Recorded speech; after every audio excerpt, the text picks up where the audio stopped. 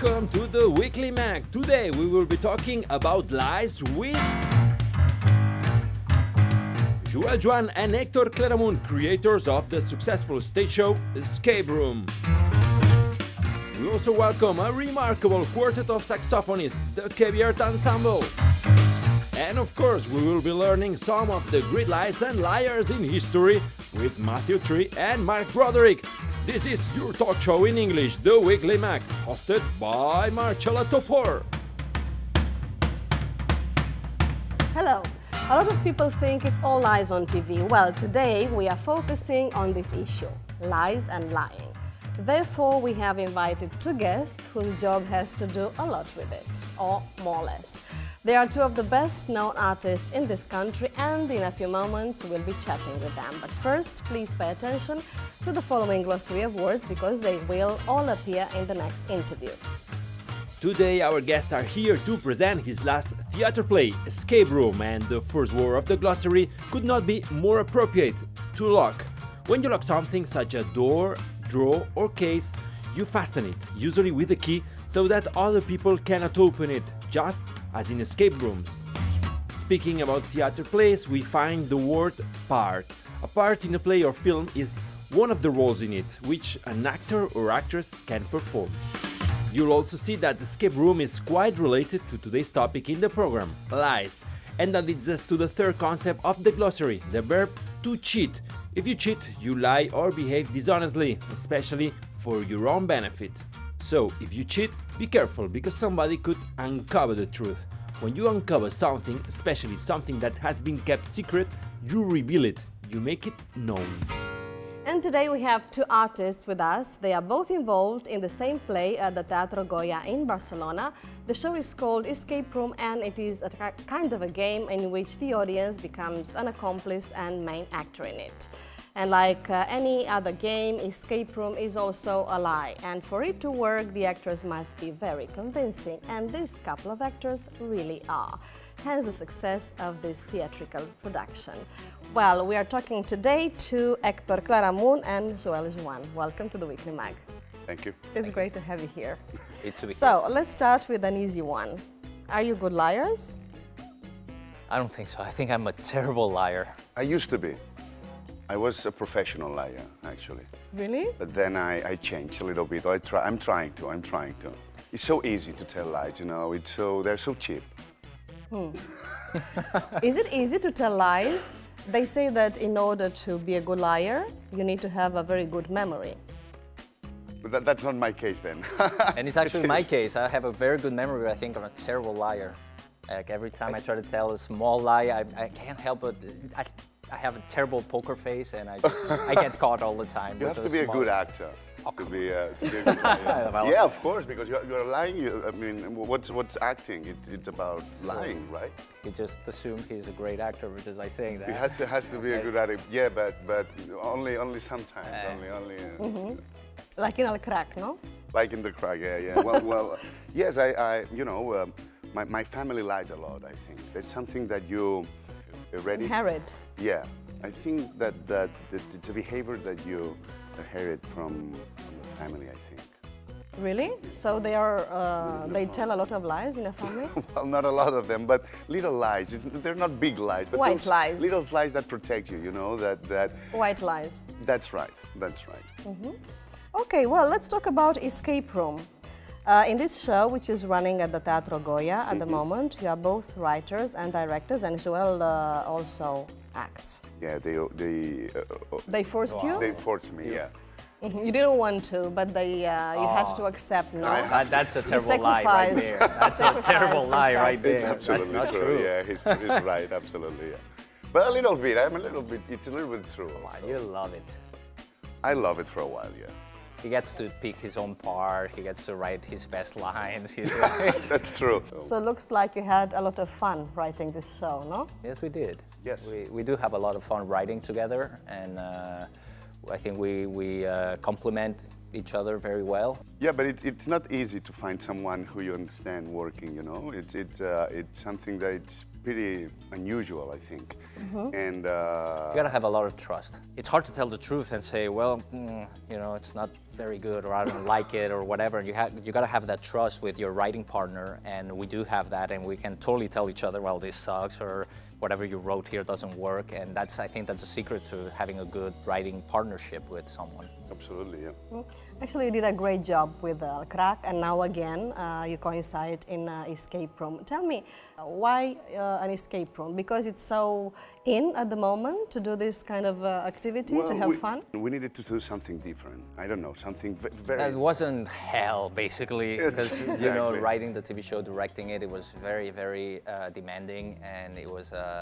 We felt exhausted by the end of it, and we just felt we needed something that was more manageable. And, New toy, you know, to talk about our country, our characters, to make fun of ourselves and the people that we see. And an escape room was a perfect place to do a theater show. Okay. Because it's like an elevator. It's 4 characters locked up inside of a room with, how do you say it, a clock that goes... countdown. Countdown, That's exactly. right, with a countdown. With everything, it's perfect to put those characters there. Exactly. Escape rooms are actually very theatrical. Yes, totally. Absolutely. And they have sets, and they have a story, and they put That's right. the players in a situation where they gotta sometimes even play characters in it. So And it's, they have to think, the characters have to think to in order to get out the tricks, and there's a lot of surprises also, which is great for a play. Yeah, and it also creates a lot of drama because of the dynamics between the people who are playing. You know, they're competing in a way to find out how to unlock something, or they have to put their intelligence at test. They And have to trust yeah, each they have other to also. communicate well. It's a perfect So setting. it's true, yeah, that escape rooms have all these ingredients and elements necessary for a good play, for a good thriller. In this case, Well- I think you call it like a horror comedy, like a dark comedy. Yeah, well, it's not a dark comedy, but we use the dark side of the horror or to catch the audience. Because when there is a murder around the city doing, you know, some stuff, and 4 characters get inside a room, you know, what's going to happen to them? Are they going to survive that? Are they going to, what's going to happen? With that, we also talk about characters, which is the part that we enjoy the most. When you push the character to the limit, you know exactly who you are, because you can lie to yourself. Well, the best lies that we tell, it's to ourselves. Before, when we're talking about lies, it's quite easy, or maybe, you know, it's not easy to lie to another one, but to yourself, it's so usual. And those lies are the ones that escape room Uncovers. How many escape rooms have you visited Not many. before writing the show? Half a dozen, maybe. Half a dozen? Yeah. Yeah, 5, and not even that, 5 or like that. Yeah, yeah. And all of them are pretty much the same, actually. Yeah, some of them are more elaborate, others are not. The basic premise is pretty much the same in all of them, so we actually need to do too much research because. And they are It's also pretty- very casulanas. How do you say it in English? It's Some like of them they're not not very. homey, but not like very They're not professional. They're no? a little bit amateurs, you know. Amateurs, and that's exactly. right, and that's what we like also, and we make fun of escape rooms also, because some of them they have a lot of budget, and you can see that, and you wow, they build those walls, and but some of them are, you know, with a very little money, and everything it's creepy, and I don't know, it's Okay, It's cheap. hence the comedy, no? And Yeah. There's a comedy And the there also. laughing. And besides that, there is no regulation, there is no laws for people, for the citizens to make a escape room. I mean anyone can, you know, hire a building or something? yeah, a room, and we go there and we trust that guy that nobody, how will you say, the vigila, no? No, there's no control. There's no control. see. but- In fact, every time especially the first times you go into escape room, you think, well, what would happen if they don't open the door? They just leave us here unlocked.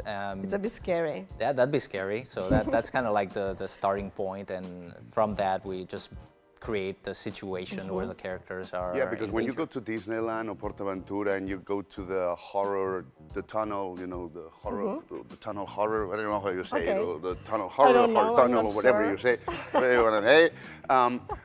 You know there is a guy that if something happens, you can go to the boss You know of that the it's TV safe. dub and say, hey, come on, guy, you are the responsible of that. But not in the middle of the city. In Barcelona, they told us there is more than 100. Wow. Maybe 200. Yeah, there's a lot of them. And what's the, today we're talking in this show about lying and about lies. How important is this concept, if you want, lying in this show? Because everyone is hiding something. Yeah. All the characters have like a hidden secret or something, Definitely. which eventually It's- becomes public, no? Yeah. Gets revealed. So Yeah, are there that- a lot of lies in this show? Oh yeah, definitely. It's about that. I would say the theme of the show is ultimately really about the truth and what we keep from each other and how, whether that is a positive thing or not, to let the truth speak for itself. I So see. when we write it, after we came up with the setting, we knew we wanted to do a play in an escape room. What drove us was really this idea of it's a situation where people are kind of forced to tell the truth under pressure, and whether that's a good thing or not. One more question before going to the second part of the program. Have you ever lied to each other? Every time I tell him he's doing great, Yeah. I'm lying through my teeth. Well, don't tell me more. I You'll don't me tell lies later. to him. I respect Okay. him too much. you All know, right, you well, know, we can talk and, about this a bit later, but now a brief language tip from our teacher at International House Barcelona, Helen Armstrong. Do you know what a con artist is? Well, she explains it to you right now.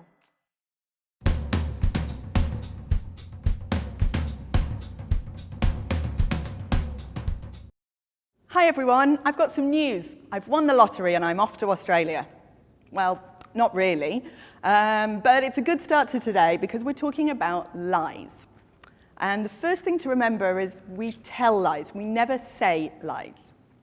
There are different types of lies, like little white lies, which we tell people when we don't want to hurt their feelings, little harmless things, like if you're late for work and you tell your boss you've missed the train. Serious lies mean you're a disrespectful person. People can't trust you. And we say you've betrayed their trust. And if you don't tell lies, it means you're a trustworthy person, so people can trust you. Now, there are some people who deceive other people to get money, and we call them con artists. And everything they say and do is phony, which is not real. So remember, honesty is the best policy. Bye. Of all the English-speaking countries, there is one that stands out for the large number of islands that are part of its territory. Today, in our e-speakers, we visit the Philippines. And our main subject today in the Weekly Mag is lying. And we have with us Joan, writer, director and actor, and Héctor Claramunt, writer and co-director in the show Escape Room running at the Teatro Goya. And it is also time to introduce you to our collaborator, Sergi Cervera. Hello, Sergi. Hi, Marc. Great to have you here. Thank you. Thank you for having So me. before Joel and Héctor were telling us, that they don't actually lie to each other too much. Or yes? We are good liars, but not with each other. No, yes, of course.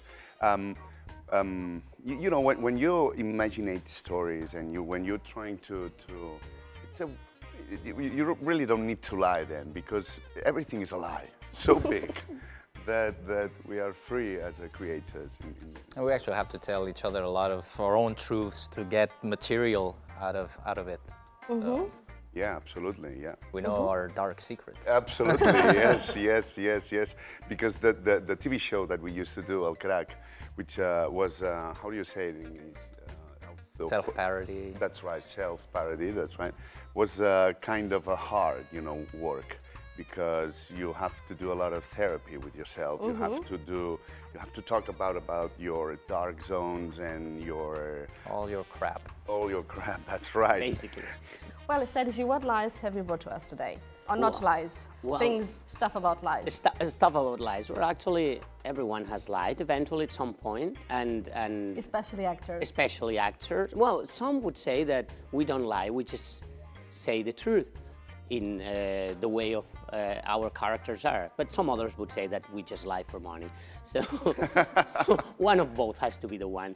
And here's a few questions I would love to know. And as everyone has lied at their resumes eventually, especially actors, what lies have you ever told related to your resumes or your personal careers? In order to get a part? Exactly, because it's a difficult job, right? So. No, it's not a good idea to lie about your curriculum or your CV. It's not a good idea. I think it's the opposite. It's not. I speak all these languages. That's the one. That's the one. No. Actually, I used to be an actor a few years ago, and I speak a few languages: French, Spanish, Catalan. Are you lying to Russian. us now? No, not Just Russian, but I've never got a part where I've played a lot of foreign parts because of my looks, I guess, but I've never had to use one of the languages I actually speak. So they only give me like languages I don't speak, like Russian, German, stuff, and I'm like, well, I can speak English, I can speak French, why don't you give me those? But, and I never lied about it because it would have been terrible to just say, yeah, I can speak Chinese and... Okay, fair enough. Well, Sergi, any actors you know or Yeah. any actors we know had to A few, actually. lie to get a good part Yes, in, 'cause in LA, In LA or which is in, where you live part of the year. Correct, exactly. I haven't met personally some of them, but I guess our audience will know them. And we Okay. could start, for example, with Mila Kunis, the leading actress for Black Swan. But before working on the movies, she used to be a series regular on a TV show, and she admitted publicly in the show, in Jay Leno's show in 2012, that she lied to get the part because the requirements to audition for the part in that show were to be 18 years old or older than that. Okay. And she said that she was, but she was actually 14. But she claimed, and I have to admit that she's right, that she never lied, because what she said to the producers was that she was going to be 18. Exactly. Which it's true. She didn't say when. She never said when, exactly. So eventually, at some point, she was going to be 18, and she got the part. Then the producers find out that she was underage, but they decided that she was the right one for the part, and Okay, they well. keep her, and she stayed on the show for 8 full seasons. Wow. And so- Somebody else? who Yeah, did but the same actually, thing? I would love to know if have you ever lied about your age? That's an easy one. That's But- an easy one. About our age. Ever your No, age? it's not. It's not Not something. yet. Not We have yet. to. yet. We Maybe have to in a find a few lie years. at least before the show ends. We have to find a lie that you guys have said. Well, yeah. Well. Such honest people. Absolutely, we're transparent, man. Quite We're- transparent. Absolutely. No. I don't. No. No. All right. It's How it's old an answer. are you? Okay. 48. I'm Good. 48. I have no problem that saying a lie? that. It's not a lie because, you know, Really? I think I'm a kind of proud of my age. I mean, it's nothing to hide. Right. Okay, I guess well. we've got our answer. We've But got more people on the yes, list, we've Sergio? got George Clooney, for example. Wow. Yeah, that's Okay. that's the one, right? Yeah. So he lied in order to get a big job. But the thing is, like, I don't know. I mean, probably our audience is not going to be extremely familiar with the concept. But in LA, in order to get important jobs in important movies, you have to be SAG-AFTRA. That's the union. The actors okay. union, and it's extremely strong. It's a big thing. You really want to join the union, and it's a tough thing, and no one can easily get into the union. So back in those days, George Clooney was struggling as an actor quite a lot, so he decided to lie in an audition. So he wanted to upgrade his resume, and he said, well, he just made up some movies that he had done because he wasn't able to get into SAG, and because he wasn't SAG, he wasn't able to audition for those roles that he wanted to be. So he Right. decided, he said, for example, that he was in a movie called Cat People. And the casting director said like, oh, that's nice. You were in Cat People. And he said, yes, I was in Cat People. Oh, that's funny because I casted that movie. I was the casting director of Cat People. And what part were you? I mean, what was your part? I don't remember casting you. And he said, well, it was, I mean, if you consider that in Los Angeles they have around 700 casting directors, you have to be really unlucky to be in front of the casting director of the movie that you claim that you were a part of it. Especially Cat People. Especially Cat People. Who has seen that Cat movie? People?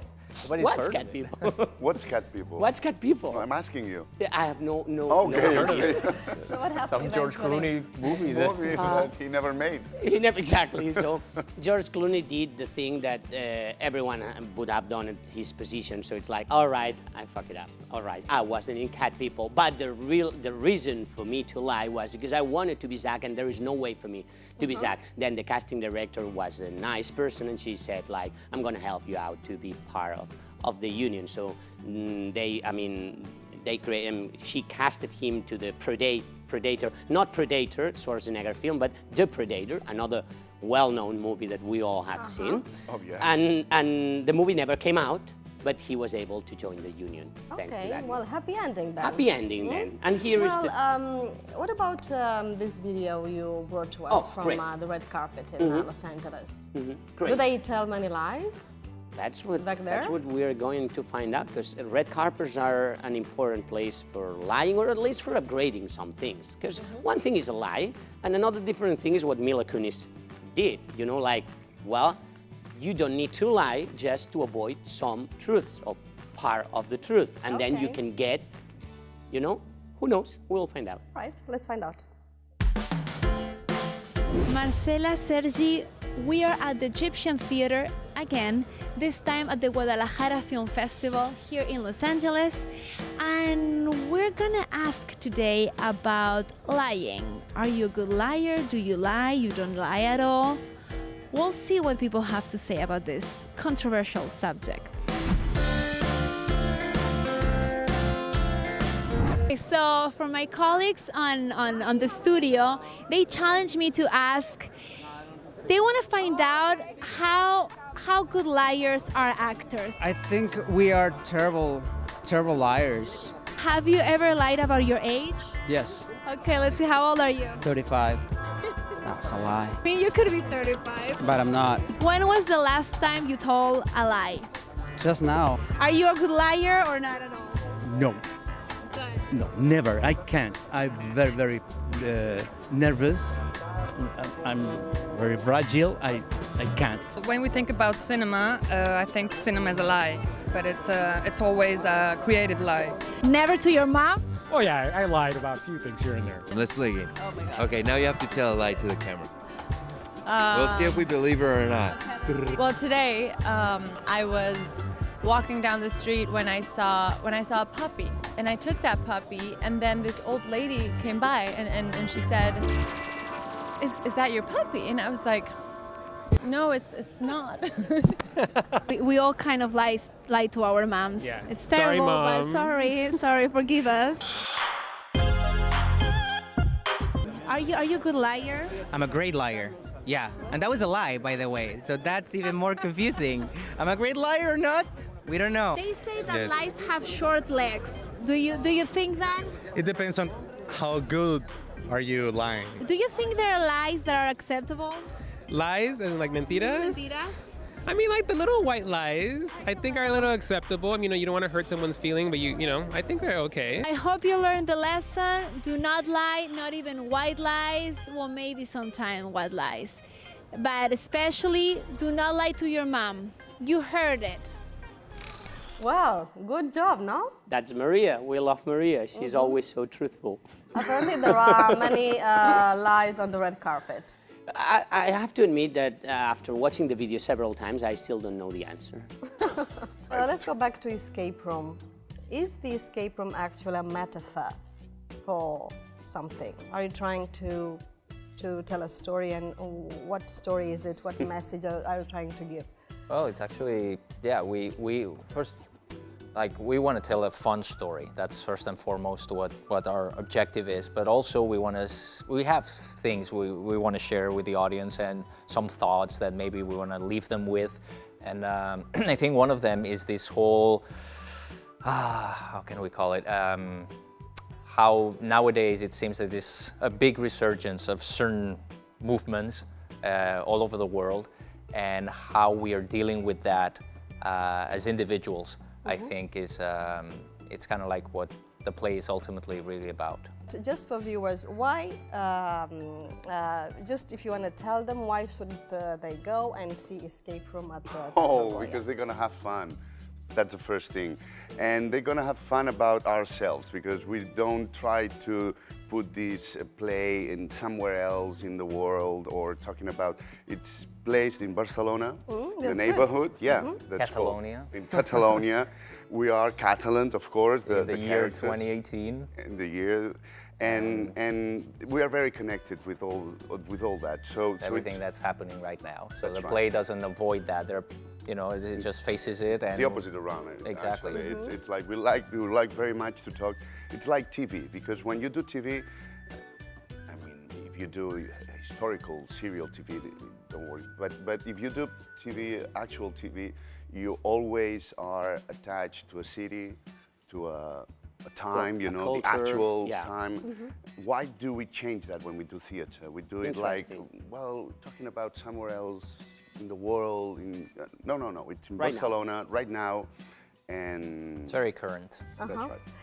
We've talked in English before with Joel. It's the first time I talk in English with Héctor. Would you like to perform in English? Like, yeah. Would you like to go to Hollywood? Well, I actually did in Hollywood. I did a movie a long time ago called Tortullas. With George Clooney. With George Clooney. No. George wasn't was my level, George. I mean, Tortilla Soup, it was called. With Héctor Elizondo. Another actor. Another actor, that's right. And another actor also. Well, anyway, your English is very good. Where have you learned it? Oh, he studied in Santa Barbara for a long time. Yeah, I got my degree at my film studies degree at the University of California in Santa Barbara, and I was living there from the age 17 till I was 22. I spent a year in LA, a horrible year in LA. Oh, good. What part in LA were you? Just right by the Chinese theater, Hollywood. Before it became, it's been renovated after I left. Yeah, but at that time, it was kind of a sketchy neighborhood. It was kind of dangerous even. Yeah. And that's where I learned English. And I was an exchange student for a year when I finished my studies of regular studies. When I finished my high school, I went to United States, Michigan for 11 months, and I learned that English. Great. Same as me. I also went to Michigan. Yeah. But, well, anyway, do you know in how many countries English is an official language? I don't know. 2? Well, the number is 57. 57. And today we go to one of these 57 countries, the Philippines. Did you know that it would take about 20 years if you wanted to spend one day on every island? Well, the Philippines is just one curiosity of this country in Southeast Asia. Since Spanish colonial times, the country has been Asia's largest Catholic country. Over 100 ethnic groups, a mixture of foreign influences and a fusion of culture and arts have enhanced the uniqueness of the Filipino identity and the wonder that is the Philippines, a country Marc Malapitan is very proud of. Check it out.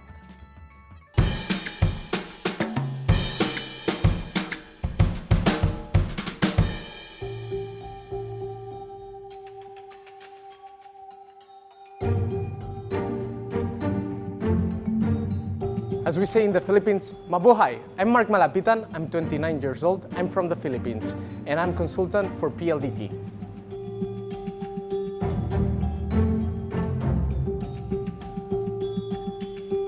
The Philippines is a Southeast Asian country. It comprises of 7,000 plus islands, and you have a bit of both worlds because you have Manila, cities like Manila and Cebu, that are really crowded and like any major big city in Europe, such as London or Madrid, Barcelona, quite chaotic. And then on the other hand, you have the beautiful islands, paradise-like, that they have white sand and crystalline waters. Definitely worth visiting.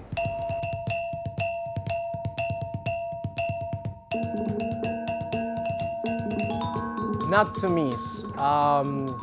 Boracay Island, and especially scuba diving in Batangas. Those two things you should definitely visit. And Palawan, El Nido.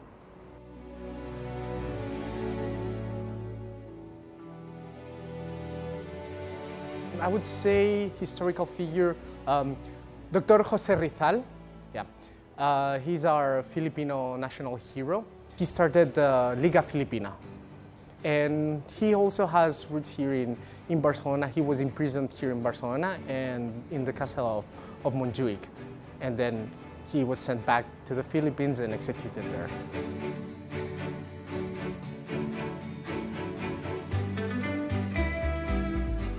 Pancit Canton. Pancit because that's the typical dish we ate in our birthdays. It's made of noodles and culturally speaking, the long noodles represents longer life. That's why we ate them on our birthdays.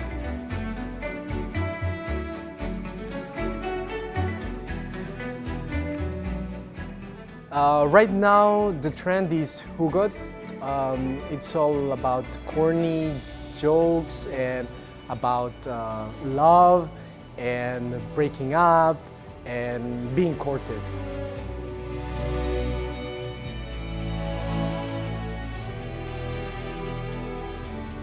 I personally like Christmas because Christmas in the Philippines it's quite different from what we experience here in Barcelona or in Europe per se. First of all, it's really hot and there's a huge Christian sentiment, so the Christmas spirit there is really something very, very, very familiar, something worth experiencing there.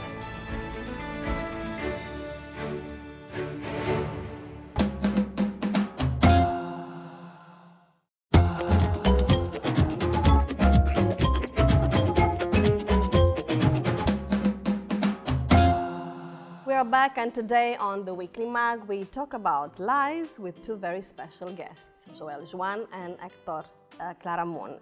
Well, and before ending this interview, we would like to invite you to answer some mystery questions.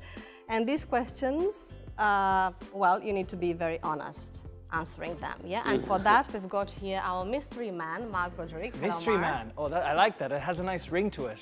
Hello, how are you? Not too bad. So we have some questions. You have to answer them honestly, because you know if you don't, Sergi will know. All right. He's a very good. He's lived in Hollywood. He knows a liar. He can see right through them. About fake news. Okay. So if you want this, like you know, like rattle around inside the bowl, grab yourself a ball, open it up, it's a little bit like and the see what happens. Right? Who I'm gonna play with? Rotterdam. Come on, the easy one. Like Infantini. Oh, no, not that. No, that. Okay. Go for it. You can go as well, Sergi. Go for it. Why not? Yeah. You go first. I go first? Ladies first, exactly. Ladies first. Thank you, man. What can make you hit the roof? Wow, hit the roof is euphoric. You can interpret it as two different ways. I don't know, depending on how you feel about it. Okay. You know, you can hit euphoria, wink, wink, or you can hit hit the roof in the sense of being angry as well, potentially. Okay, so, it's both of them. As you wish. As I wish. You can lie your head. You can lie your head off. It's okay. I don't know. Well, I don't know. It's the truth. That's very honest. That's very honest answer. I'm happy when everyone is cheating because they weren't supposed to read the messages before. Well, she said so. There are three actors. Of course, they're going to cheat. It's normal. Okay, while Joan is thinking about his answer, Héctor, why don't you give it a go? What is the most illegal thing you have ever done?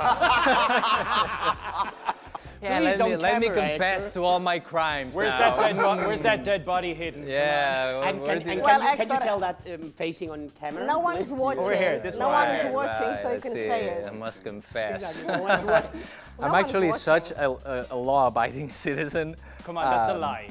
I don't like cheating. I've never liked cheating, but I did one illegal thing that I can think of, like way back in the day. I actually, me and a friend, Chris, you know him. Yes. When we were still in the US studying, for some reason, well, I remember the reason, we decided to, at the library in college, the big library, like a 7th floor building, for Thanksgiving, which the library was closed, we just wanted to spend locked inside the library for 2 or 3 days. We Not reading. Writing, actually. We wanted to, you and a guy called Chris locked yourself inside a library for 3 days. Yes. Not reading. Not reading. Not reading, and not doing anything suspicious either. Just okay, sorry. What is suspicious? No, we just wanted. We were writing a script about the people who were locked inside a library, and we thought we were just going to do some research. So we just hid ourselves. We could have got an escape room to write. Yeah, it was kind of like that. So we just hid. People wouldn't know. I mean. Inside that library, and we just got locked in there for 3 days, and we thought we could get in trouble if some like alarm went off or something. It was kind of scary. But he's such a nice guy. Can you but see that's the most that's the illegal most thing I've ever illegal done. was to lock him up in a library. In a library. In a library. Exactly. I mean, he's so Catalan, man. Well, I felt the danger was just. But what's a library? Was not I thought a drug I could, thing, or you know, I don't mean, know. We brought some like sandwiches. Oh my gosh, no! That's super illegal. Yeah, with some butifarras all the way through. Yeah, what about your question? My question is way worse, I guess. It's what is your guilty pleasure? Guilty And pleasure. I think I cannot bring this up on television Please this do. time. Please do. Please Of do. course, has Please to be do. related Come to on. sex. So I. Did I say that out loud? It's okay. It's Shame. okay. You Happen it again. Yeah. So this silence is because you really wanted me to answer what's my guilty pleasure, right? I'm not gonna do that. That's the most honest exactly, answer. because it's related to topics that we cannot discuss. Does it about. involve chocolate ice cream? Eventually, Okay, too. Marc, that's enough. Well, all right, we're about to end this interview with Héctor Claramunt and Joan. Thank you guys so much for coming. Before going, let's remind viewers again that that you guys are doing this amazing play called Escape Room at Teatro Goya until February 3rd. Excellent. Thank All you, right. Sergi, so much for Thank you, coming. Marc. Marc, we'll see you in a bit. Okay. And thank you again, Joel and Héctor. Thank you. Pleasure. Do you know what a cock and bull story is? Since today we are referring to lies, you can imagine the meaning of this expression. Our teacher Becca Bardaka explains this and other idioms related to lies. You better not miss it because her tips are so funny. Check it out.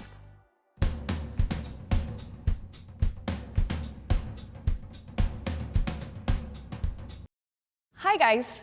Today I'm going to tell you a story about one time that I got fired. I lost my job, and it's full of idioms to do with lying. Now, at the beginning of the story, I must tell you that I'm not talking rubbish. Now, if you say something is rubbish, it literally could mean waste or garbage. But we also use it to say that someone is making a false statement. So you could say, that's rubbish. So when you know that you're telling a story that is false, you can lie through your teeth. Like the time that I forgot to go to work and my boss called me and I lied through my teeth. I said my grandmother was sick and I had to go and help her and visit her and take care of her. Now my boss didn't believe me, so he said, cut the crap, Becca.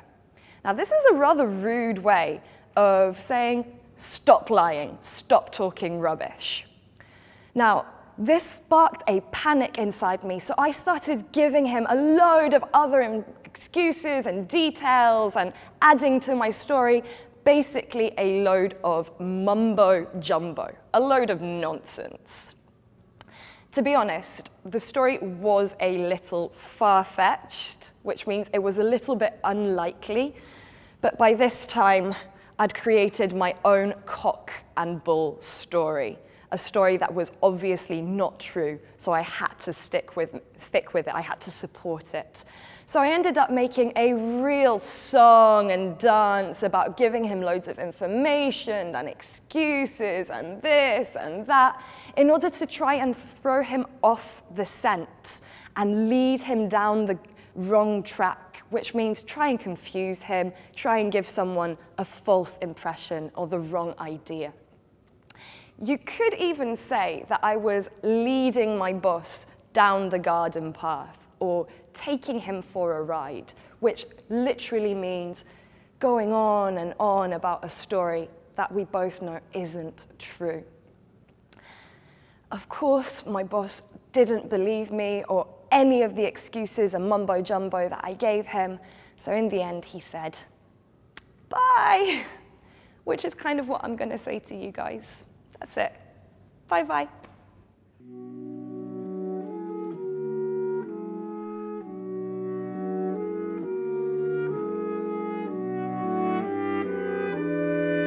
How many saxophone quartets have you ever heard? Well, get ready to enjoy one, because in a few minutes the Kebyart Ensemble performs live on our show.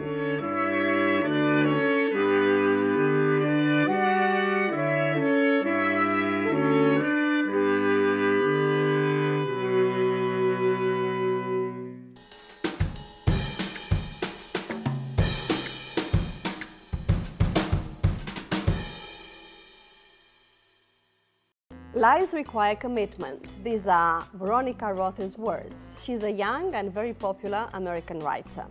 Well, commitment, I don't know if our two contenders today in our face-off are really committed to lies. We'll see about that. Well, we've got here today Patricia Scalona and Donna Katinan. Welcome. Hello. And we start with Patricia. I know you're in favor of lying, so are you a good liar? Not really. I'm a very bad actress, but I tend to tell like white lies. I'm not in favor of like lying in the whole term of the world, like being like Donald Trump's fake news staffer, something like that. But you know, you cannot be, I think, being realistic, you cannot be completely honest every second and every moment of the day. So, yeah, I think I'm in favor of lying a little bit. And they say that in order to be a good liar, you need a good memory. So that's a bit dangerous. It is a bit dangerous, but also, like Xarxa, you know, the author, says that your lies define you as much as your truths. So at the end of the day, maybe what you end up doing is believing your own lies. So it's easier to remember them. I don't know. Donica? Well, what do you think? Mark Twain said, a man who tells the truth never has to remember what he said, which is a very fair point. I mean, I'd go in it from a completely different angle, obviously, that's why I do. But yeah, I don't even do white lies. I think if you tell a white lie, the classic one people give the example of is like, wife says to a husband, no, how do I look in this or whatever, and you're supposed to say, oh, great. I don't even kind of count that, because that's like a language that a couple are speaking to each other where they're saying, give me a compliment, and they go, okay. But like, I gave a good example just before we started, actually. There was a friend of mine, he asked me, we were by a pool, and he asked me, do I look fat to you? And I said to him, honestly, nobody would call you fat, but you could probably lose a few kilos. And he did, right? Now, had I said, no, you look fine, I would have been doing two things. I would have been saying, I'm the person who knows how much reality this guy can handle, and making the decision that I was going to deny him some reality, which I don't really think is my place to do personally. So I fire on through. Another thing that you said, I think it's impossible to be honest all the time. It probably is, but that doesn't mean that we shouldn't strive for it. So you're not worried about hurting somebody's feelings when telling the truth all the time? I mean, that's kind of the cross you have to bear, but I think ultimately it's better for everybody if you do it. Like people, you might hurt their feelings a little bit, but you know, they'll learn a little something from it, maybe improve themselves. The truth always improves things. But you have to have into account that most of the times when you talk about complete and total honesty, you're talking about your truths, which doesn't necessarily make them universal or real truths. I mean, Give me an example. You can have I was just going to. You can have a point of view that doesn't agree with the next person's, and you can have a discussion. You mean an opinion? An opinion.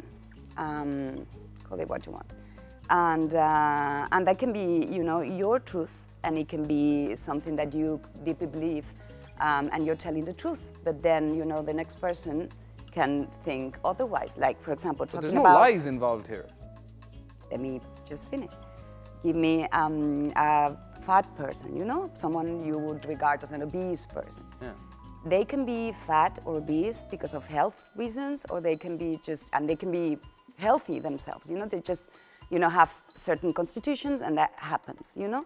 So, and they can be perfectly Wouldn't happy. count as healthy though. Well, they can be. Some obese people are healthy completely, Well, no, and they eat healthy, Well, and that's they. just not true. It's a disease. It's literally like it's in medical journals. It's a disease. But they can be healthy, you know. There can be something happening to them that, you know, make them gain more weight, but they can be completely healthy after the I analysis. think they would still count that as a sickness. Okay, whatever. So they can be, you know, perfectly happy with the way they look, and they can be healthy. That's a different thing. And you going there and telling them you're fat, you need to lose weight, can be offensive and unnecessary. See, I wouldn't just pop out and say that, but if they asked me, yes, I would say, yes, you should lose weight. But I wouldn't, I'm not just going into rooms going, you're fat, you're fat, you're fat, everybody lose weight, bye. Like, if somebody asked me something, there's no way I'm gonna lie to them. Because in one way or another, they're seeking the truth. Everybody is.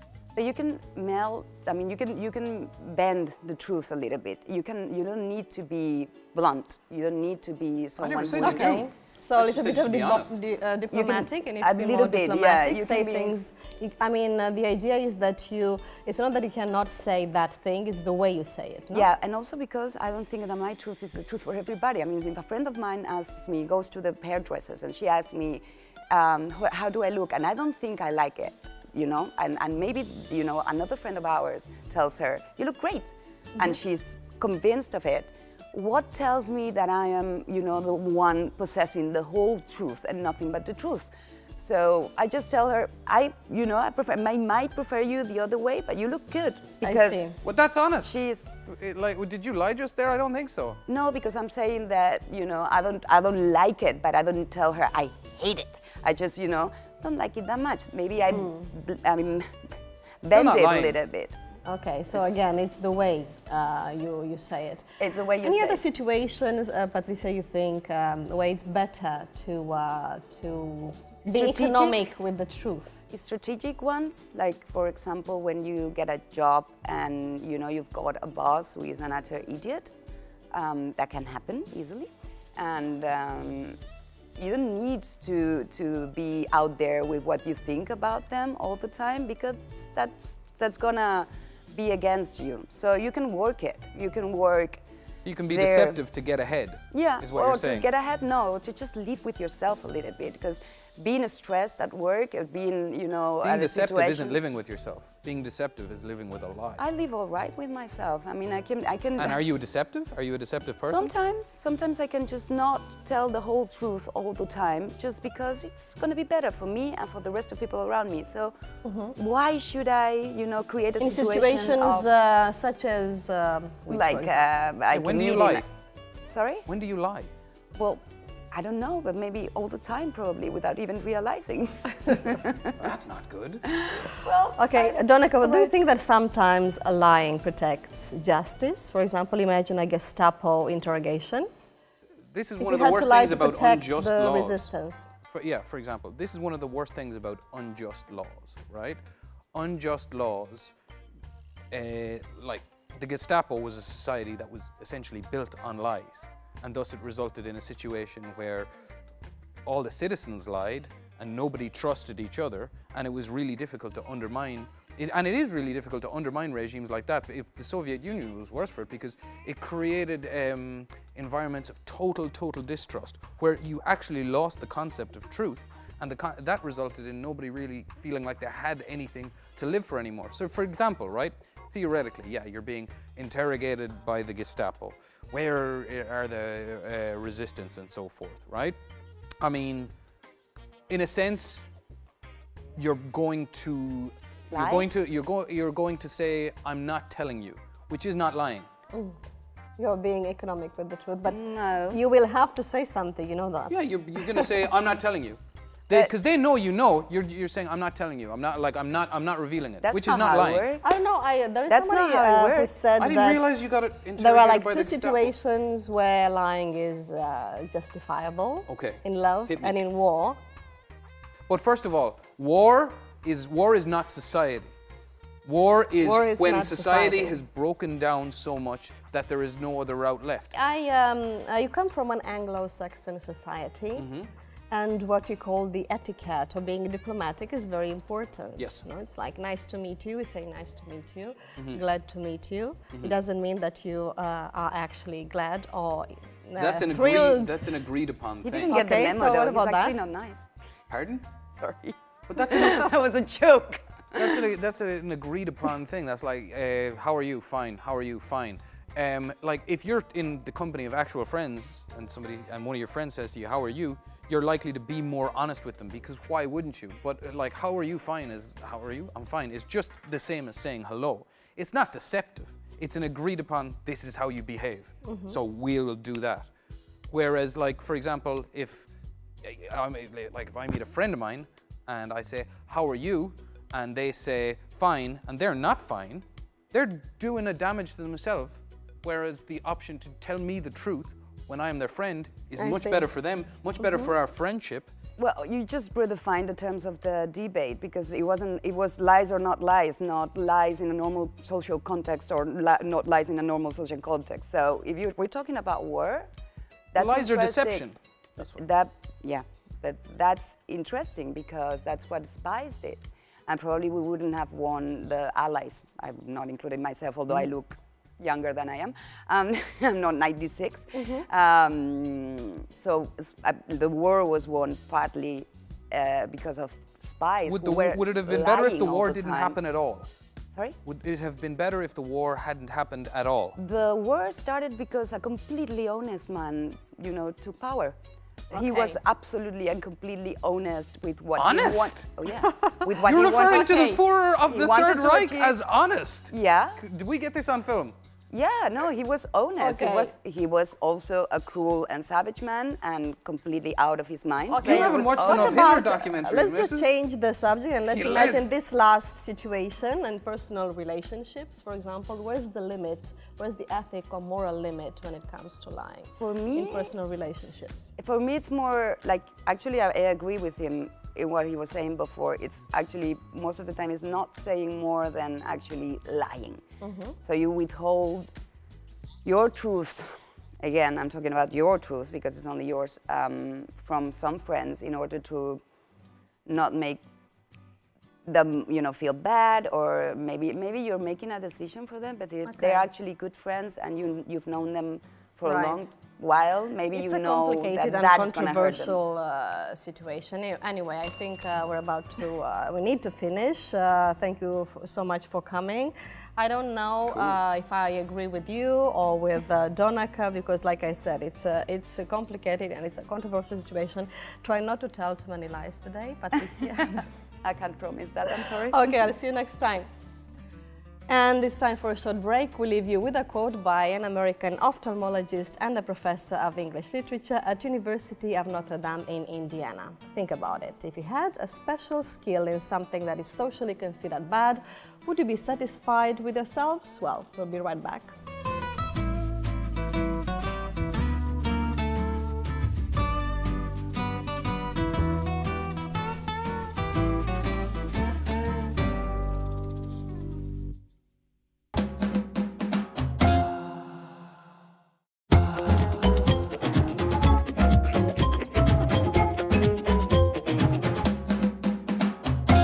Welcome back to the Weekly Mag.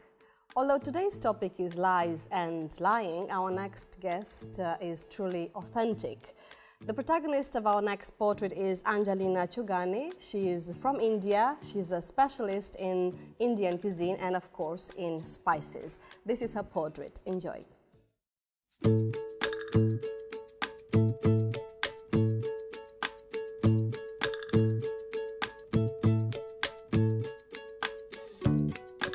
My name is Angelina Chugani.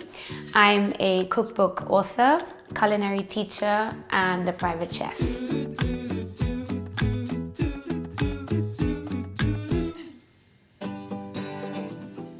I was an English teacher, and I think I found my passion in the kitchen when I had my children, because I started cooking for them and I started making more dishes for them.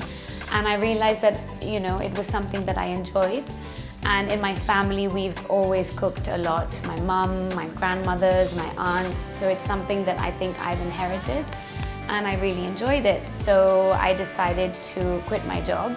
And I went to the Hoffman Culinary School here in Barcelona. And I was there for about 2 years to learn. And that's how I began to love cooking. Cooking with spices is very, very interesting.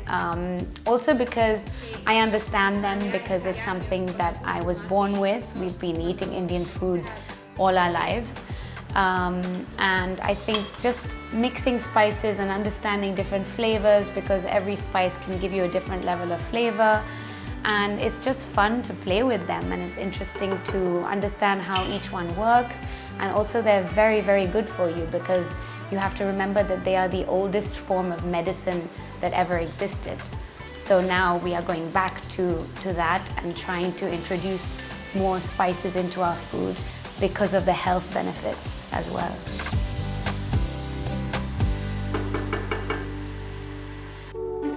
If you have to have anything, have turmeric in your kitchen. It's a root, actually. It's like ginger in the fresh form, but in powder form it's a yellow powder, and it's what gives the color to the food, and it also has so many properties like benefits, health benefits, anti-inflammatory, antioxidant. It is so good for curing anything. Even if you have a cut on your hand, you can just put it there and it will heal it right away, so it's an antiseptic. And I just love it because it is something that really does, it works very hard. It's a very hard-working spice, and I think that we can put it in anything.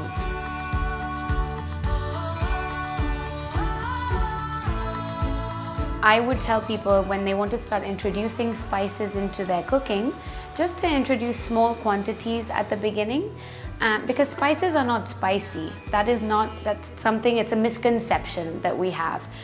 Spices give more flavor to the food. So initially, if they just put little bits of spice in the food, it's good enough. My children started with spices when they were 6 months old, and they have never really noticed anything, because the younger that you are, the easier it is to adapt and adjust to your flavor palette. And then your flavor palette becomes a lot broader, and you're able to accept more flavors. And I think that's what we want for ourselves and for our children, so that it makes it easier for them to eat everything. And I think that that's a very good thing to practice with basic cooking, is just to try different things all the time. And now the world has become much smaller, so we can really experiment in our kitchens with all types of cuisines.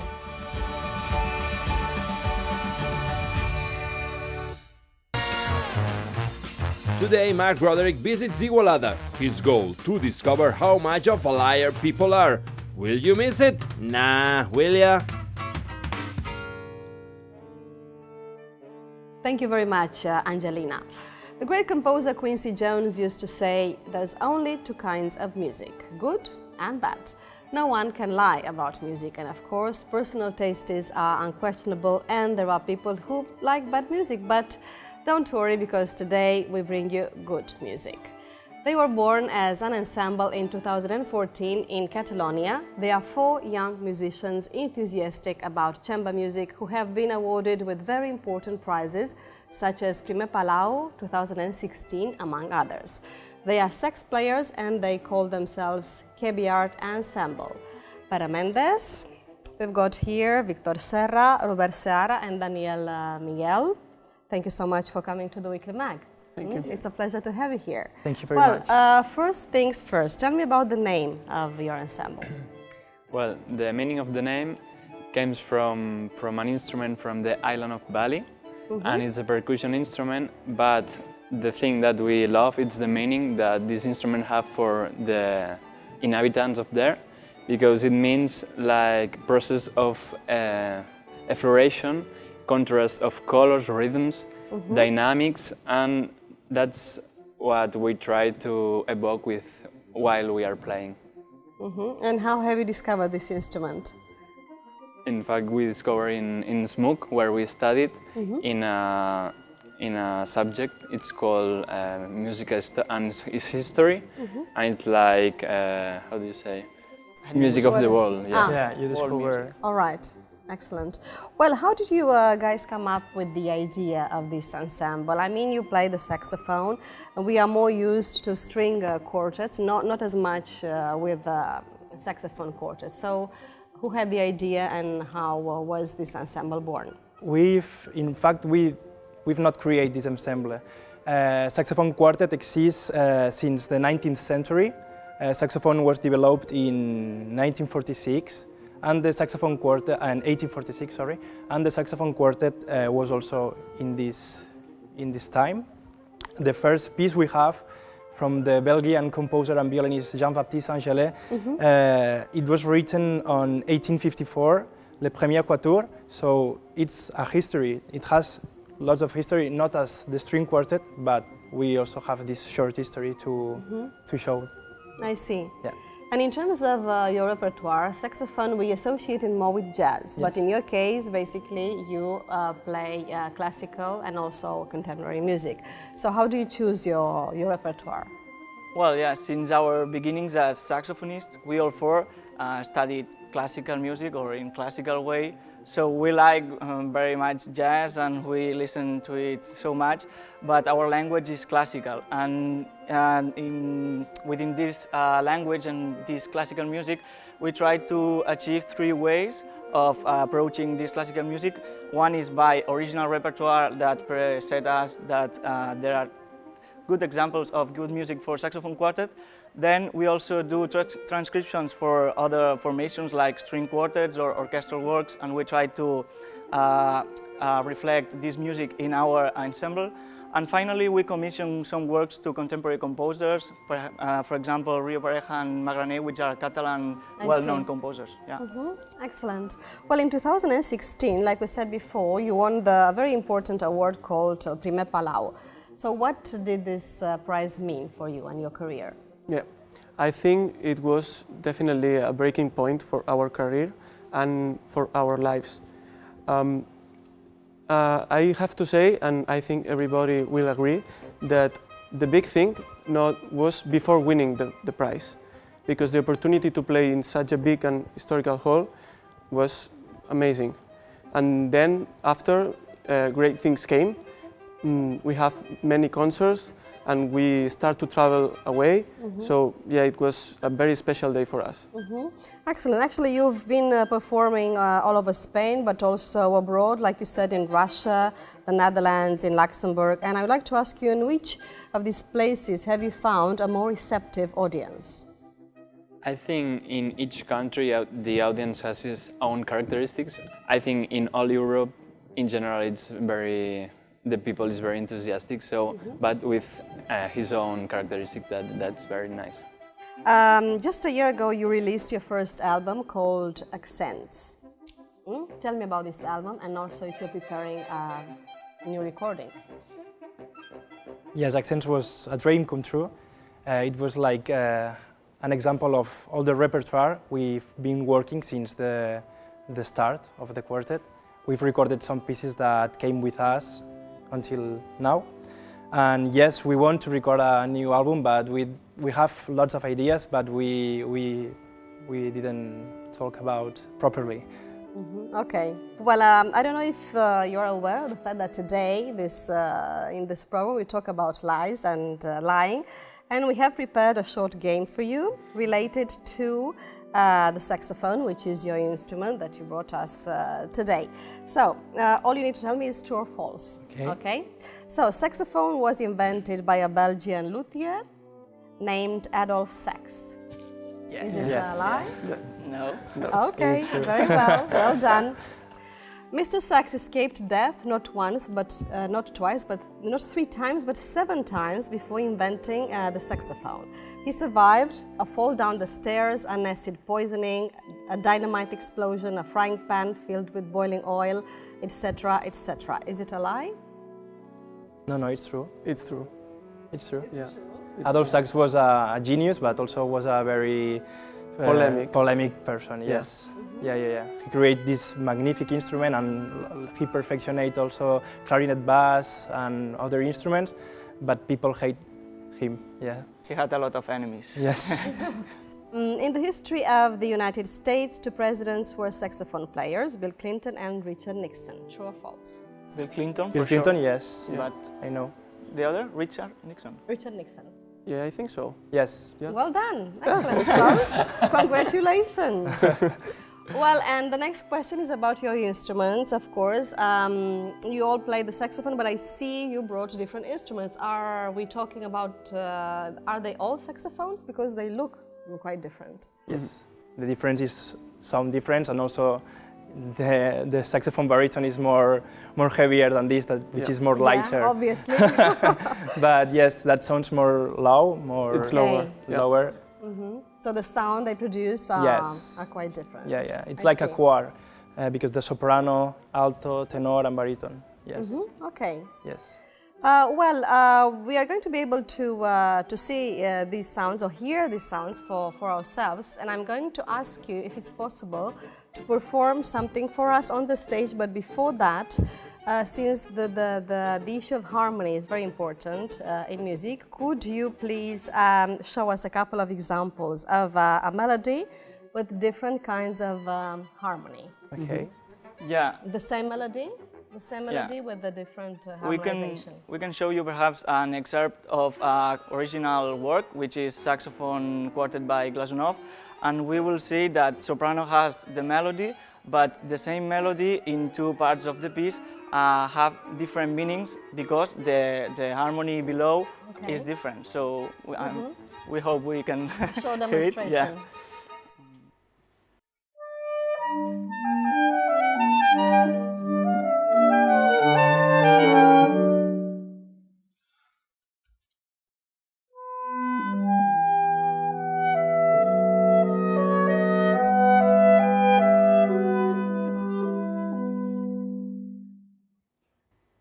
Maybe show this, no? Yeah. The musical meaning and the message is different just because one it's minor and the other it's major, so it changes a lot the meaning of the melody. Yes. Excellent. What piece of music is it? It's a saxophone quartet by the Russian composer Alexander Glazunov. Okay, very interesting. Yes. Well, before we go, one last question. How do you see your future in music? And what projects do you have at the moment and also for the near future? Yeah, so now we are studying in Basel, in Switzerland. Okay. So, yeah, we have... for how long are you for going 2 to be years. It's a master in chamber music. Yes. And we have 4 different teachers, 4 amazing teachers. And now it's time to study, to prepare new repertoire and new things.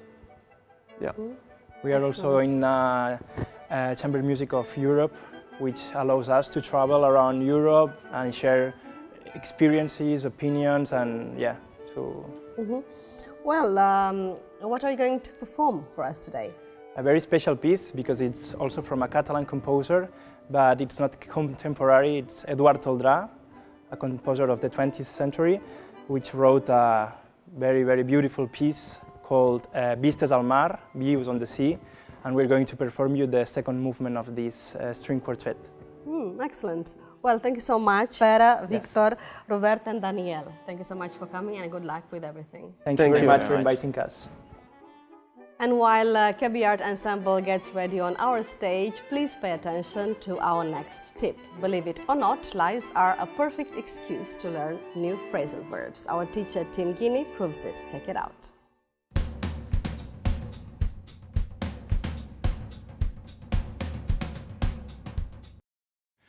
Today we're talking about lies, and I think that lies are great.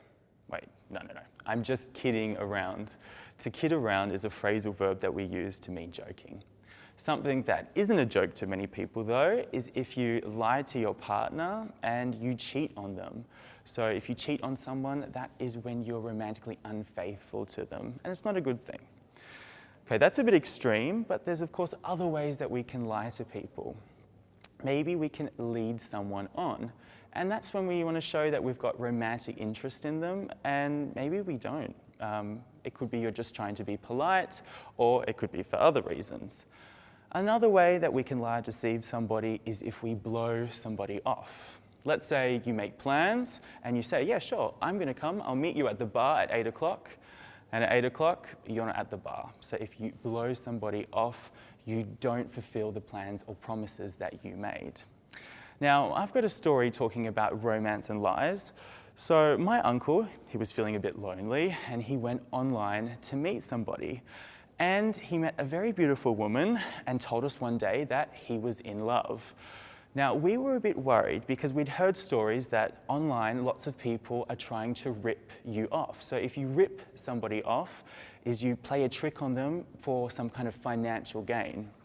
Now, we were worried that this woman that he was in love with was cooking something up. And if you cook something up, you create a plan to do something that's negative to somebody else. And you're probably trying to put one over on somebody else. So if you put one over on somebody, that's you succeed doing this plan and tricking them. And it's usually, like I said, to get some money. Well, thankfully, my uncle came to his senses and he worked out, or he solved, or he realized the fact that this woman was only talking to him for some kind of financial gain, and she wasn't able to put one on over him. So that is some advice and a cautionary tale for you, but I don't think you're going to be that unlucky. Until next time, I'll see you.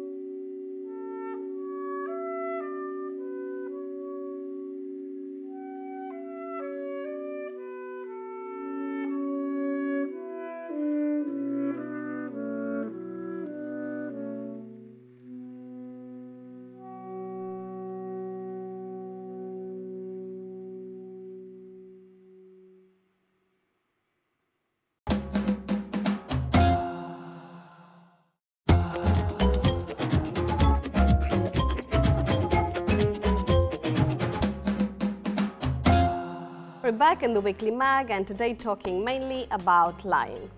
And as you can see, lies are perfect conversation material. What I don't know is whether the lies are the same in Catalonia as in Great Britain or Ireland. We'll have to check with our usual collaborators, with Matthew Tree and Marc Broderick. Thank you guys for coming today. Hello. Hi. Well, to start with, let's talk about this etiquette of simulation you've got in Britain. This thing you have, you say, nice to meet you, glad to meet you, every time you meet someone, right?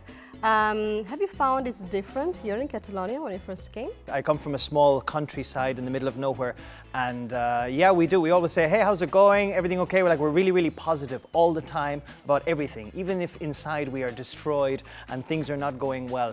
And here in Catalonia, you do have a similar expression when you ask somebody how they are, but it's not as positive. It's like, I think they use the expression nafen.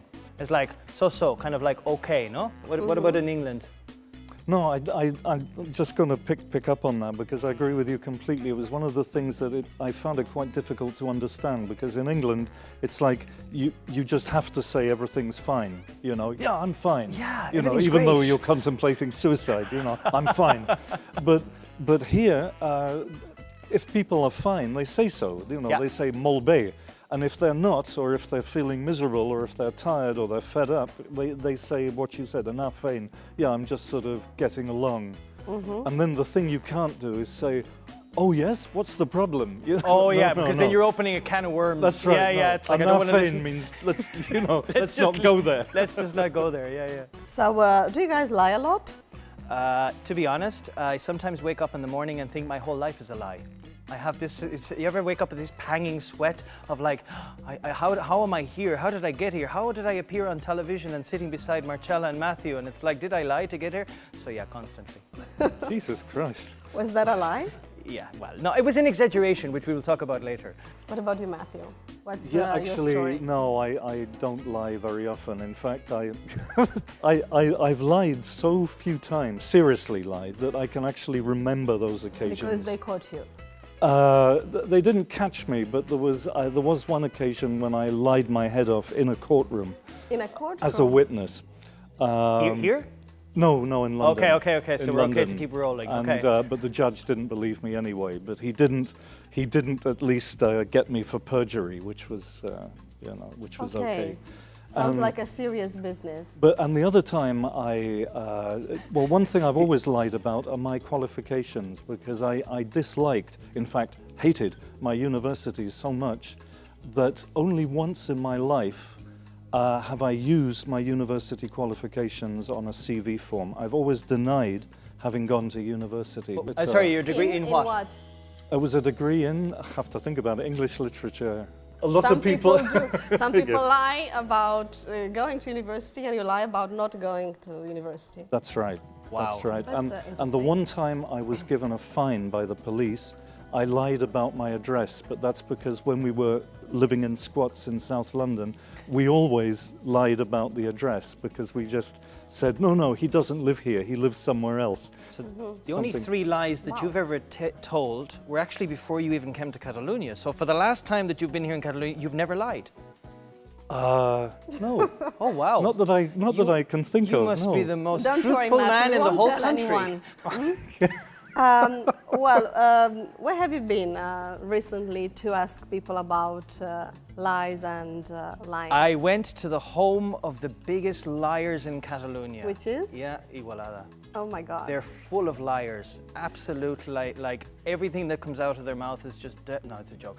Of course, I have to invent it. Those poor people in Igualada will think I hate that guy. We know you exaggerate a lot, but let's watch the video and then we'll comment it. No problem. Welcome to Igualada, the home of the Moshi Gangues, one of the most difficult words to say. Also, according to data that I have just invented, the home of the biggest liars in Catalonia. Let's go see if it's right.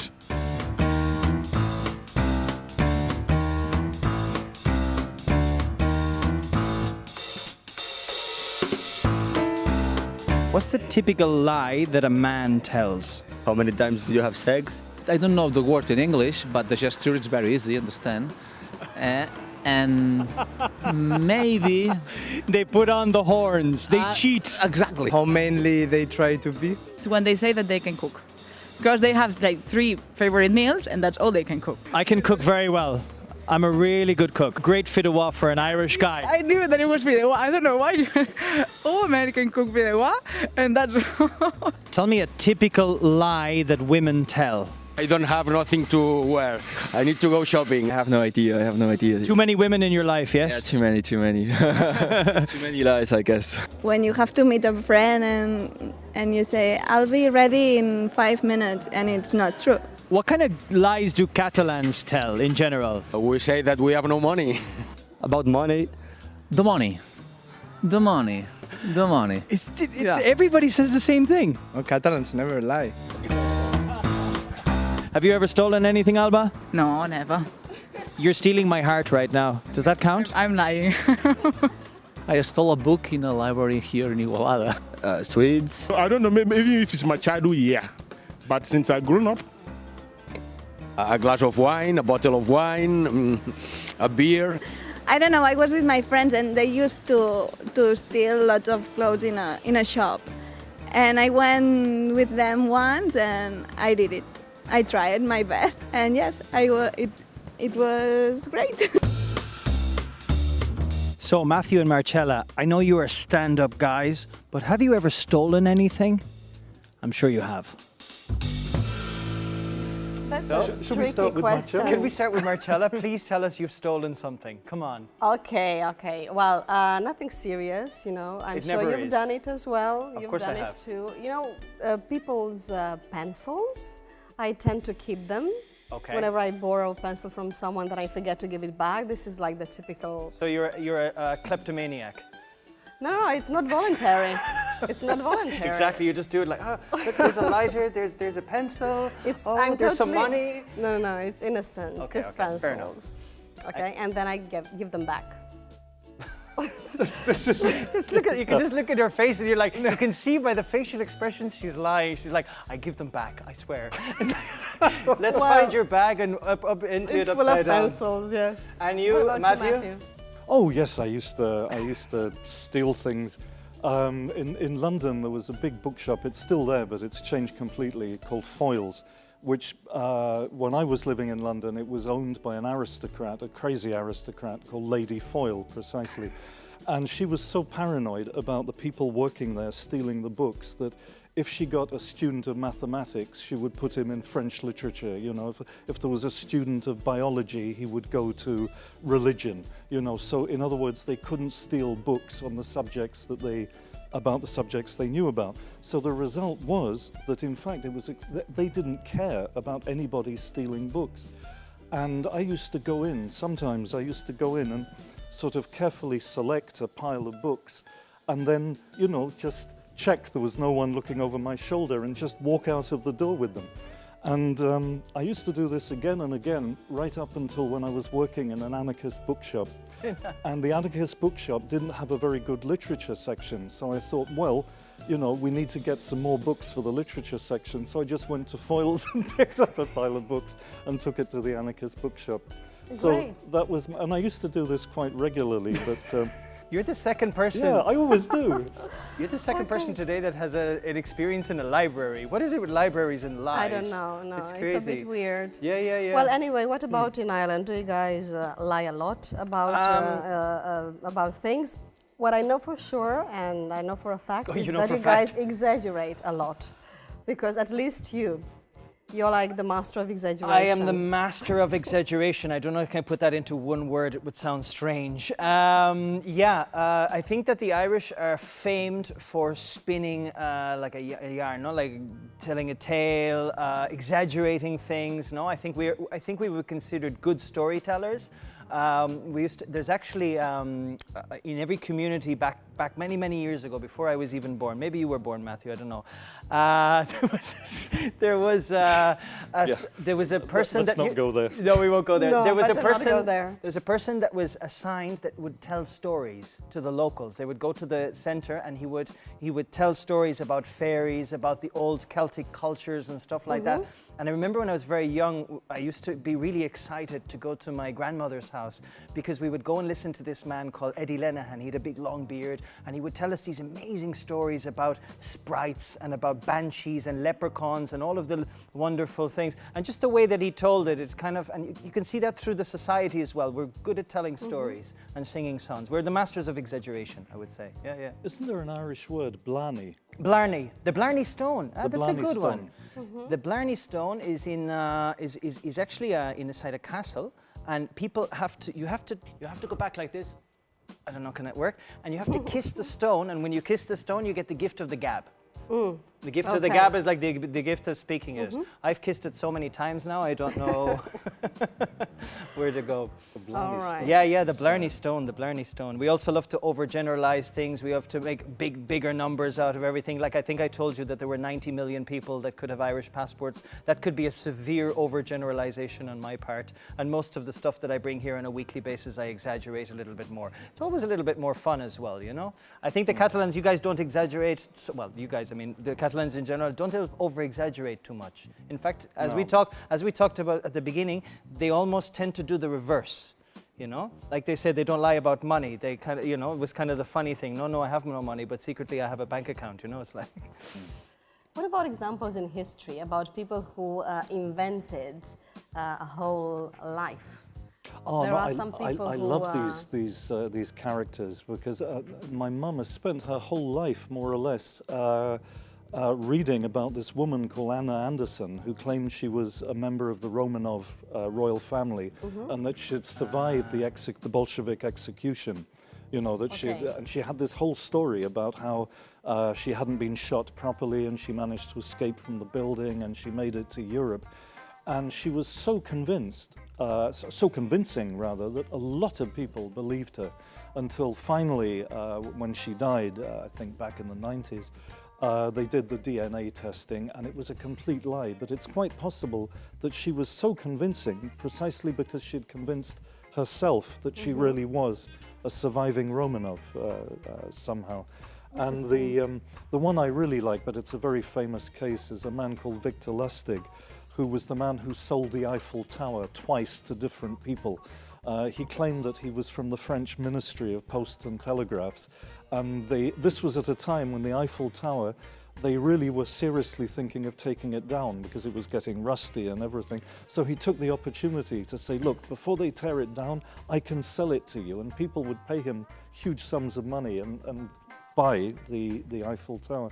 And he also invented something called the Romanian box. The Romanian box? The Romanian box, which was supposed to be a box that just produced money, that just printed money in any currency you wanted. And he kind of fixed it so it looked like it worked and sold it to people for thousands of dollars. There is a case closer to Closer us, to no? home, Enric Marco, who for years was claimed that he was a survivor of the Mauthausen concentration camp in Austria, if I'm not mistaken. And he even managed to get to the stage where he was the head of the association for survivors all over Spain, Republican survivors of the Mauthausen concentration camp. That's a quite famous case indeed. And it was revealed that it was a complete fraud. He'd been to visit Mauthausen, but he'd never been imprisoned there. That's true. All right, well, you've been to Igualada. Yep. You've got more videos for us? I do indeed. This one we played a little game. It's something I do in class with the students as well. I don't know, have you ever done it? It's you ask them to tell you, well, you ask them a question and they give you an answer and you have to see if they're lying or not. Obviously on camera couldn't do an exaggerated or an extended version of it, but well, you'll see. It was pretty fun. Okay, let's watch it. Have you had sex in the last 7 days? No. That's a lie. No. No, I haven't. It's not true. Not. Not. You're lying. Oh no, it's true. No, I haven't.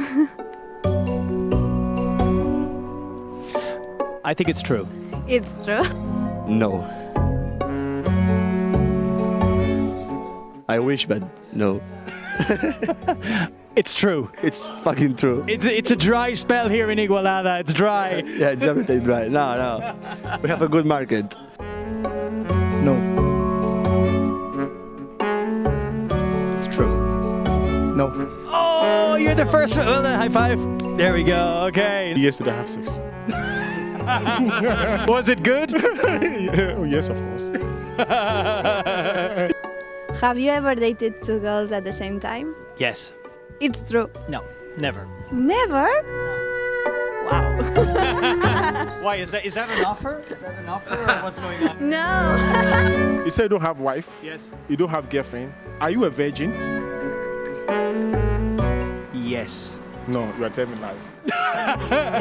Do you have more than 10,000 euros in your bag? Yes, I do. Can be true. No. I wish I had more than 10,000 in my bank account. Have you ever swam naked?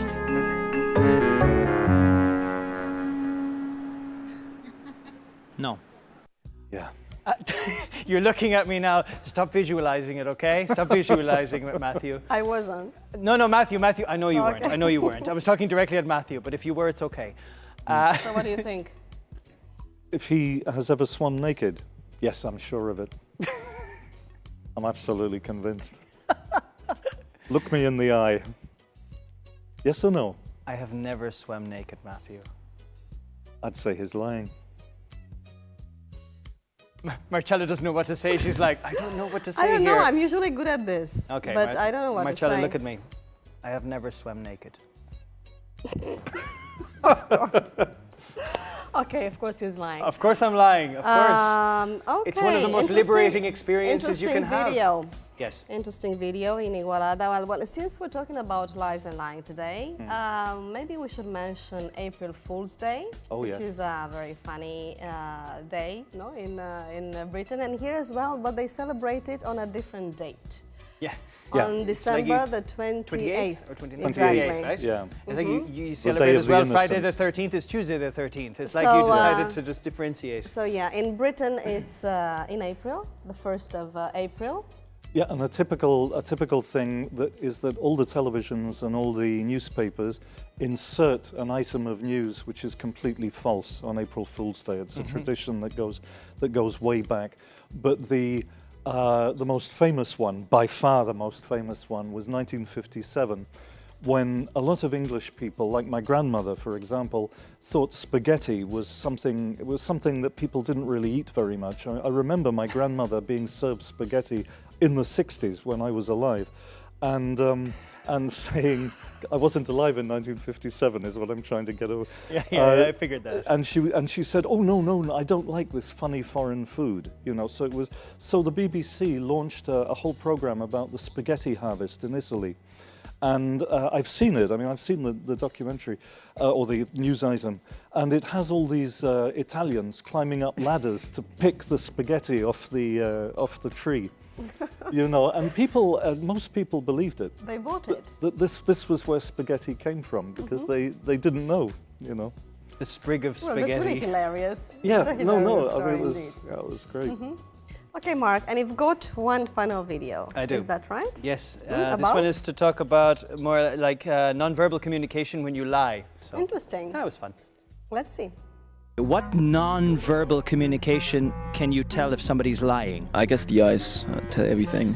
Can you give me an idea? Like this, like to the left or so. They are shaking or doing like tipping, or I think that's the most common. Yes. I don't know. I cannot exactly tell because then my kids will know when I am lying. Usually when I am lying, I am red-faced. I think maybe the mouth. Maybe this goes a little bit down. I think when a people lies, don't see the eyes of the other person. I think they don't look into their eyes. Exactly. Do this. Igualada, love Igualada. They are thinking of something, but they are not thinking. They don't know what to tell you. Good one as well, no?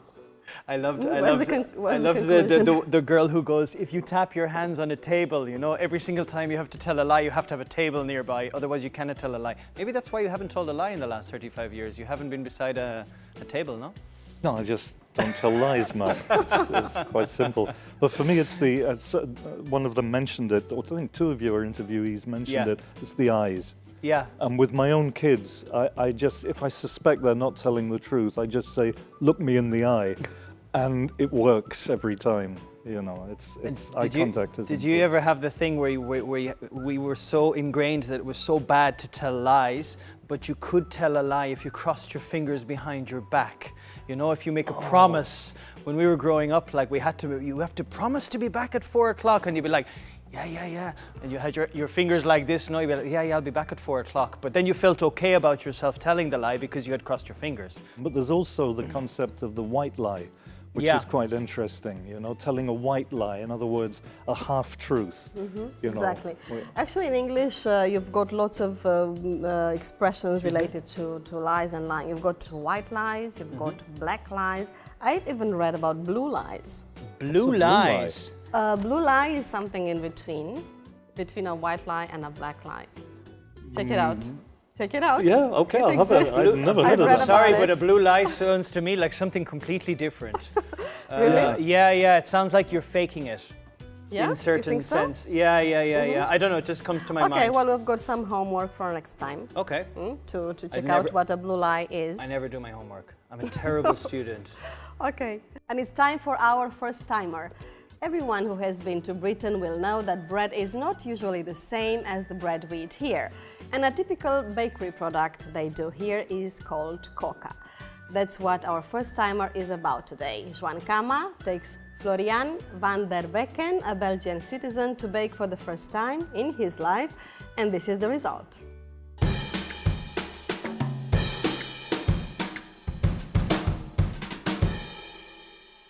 Did you know that bread is one of the oldest processed food of the human history? Well, although today we are at Turri's bakery, we are not baking bread. But we will have a lot of flour.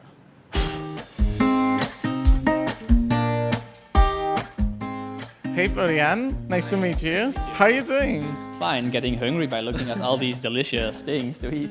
Can you guess what are we doing today? Probably baking some things, and I also hope tasting some things. Yeah, actually, do you like croissants? Yeah, I have also, every day I have one croissant as breakfast, so I really like them. Oh, so I'm sorry, but we're not baking croissants today. Okay. Yeah, sorry. We're doing something more traditional. Okay, that's nice. So Florian, this is Sandra. She works here at Torres Bakery, and she will help us today, right?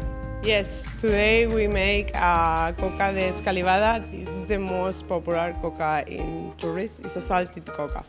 I've never heard about cocas, to be honest. I've seen them laying at the bakeries when I order my croissant, and they were looking nice. But no, it's the first time to meet them, actually.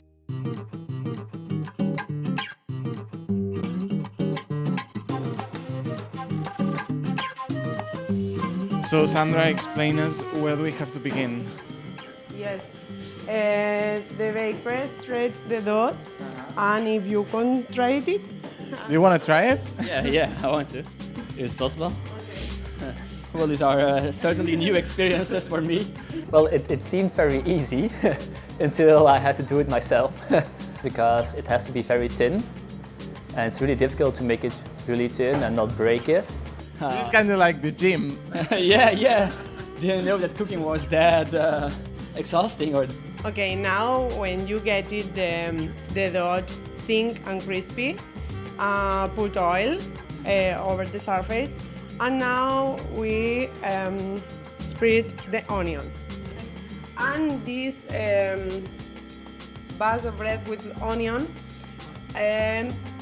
put into the oven 8 minutes to pre-bake it.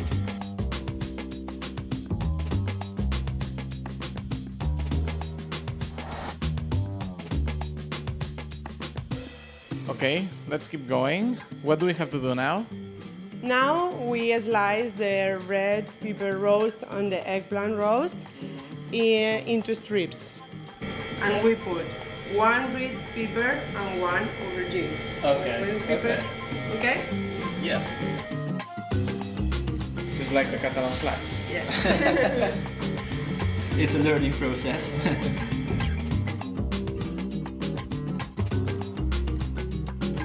If you could choose, which ingredients would you put in your coca? Well, I really like meat, so probably some meat. I don't know. I've seen like nice cocas with jamon, with I don't know a word in English actually. I would choose that one, put some meat on it, or I don't know. But definitely this is also a nice one, and I trust the recommendations of the chef. So. And don't forget your oven gloves. Yeah, indeed. But it's, yes. Do you feel pressure? Yeah, a little bit now.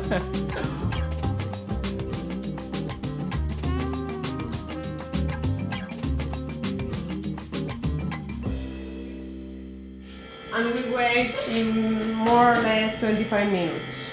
Okay. Now you're officially a baker. Okay, can I get my certificate or? Will you do it at home? Well, my girlfriend and I are organizing the Christmas dinner at home, so actually it's a perfect starter to make, and we can impress the family like, hey, we got some Catalan local food, and it'll be cool, yeah. Looks easy. Looks easy, but... The thing that surprised me the most is that normally I'm not really like into vegetables. The thing that I've made here, the coca, is with vegetables, and it tasted really, really good. Thin and crunchy. Now the best part, it's time to taste it. And let's see how it feels like. So good. Yeah. I wish we made more. Well, you can take this one. I really want to. It's really good, actually. Yeah, I would recommend to everyone. It's really good. Yeah. Bon appetit. Bon appetit. Yeah.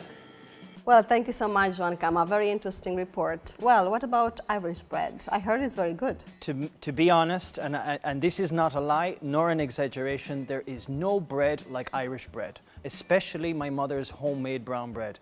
And it's very typical in Ireland, my mother's generation and even the generation before that would make this brown soda bread. Soda so bread. it's a real cultural thing. Yeah, soda bread. Like a baking powder? A baking powder, exactly. Yeah. We call it soda. And then we have this brown bread. This is wholemeal, which you don't get here. It's different. The way that the ingredients well, it are depends. In different. some places you do. The ingredient, the way of cooking and preparing is slightly different. We use a lot of fresh milk, which you don't have here. We use a lot of buttermilk, which I've never seen here. Ingredients that you don't find very often. Buttermilk is more difficult to find here. Exactly. So for me, the Irish bread, I'm sorry, it's the best, without a shadow of a doubt. Best bread I've ever had. Okay. What about... Well, is there such thing as English bread, Matthew?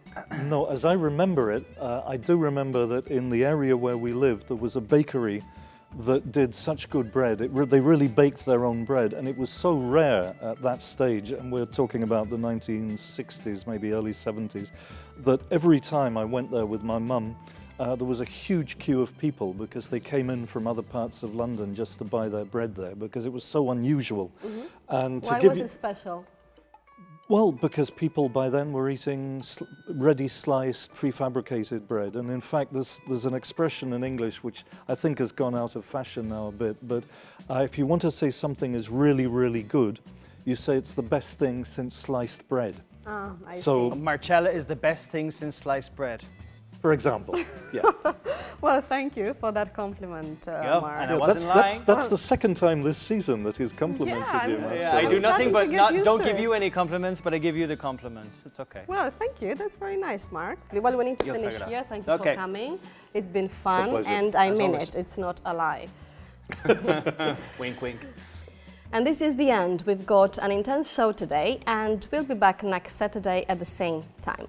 Remember, you can also find our videos on the net at the Weekly Mag TV. And today, we say goodbye with a quote by Claire Booth Luce, an American writer, politician, and public conservative figure. She was the first American woman appointed to a major ambassadorial post abroad. A versatile author, she's the best known for her 1936 hit play, The Women, which had an all-female cast. Her writings extended from drama and screen scenarios to fiction, journalism, and war reportage. Goodbye for now, and remember, keep your English up and running.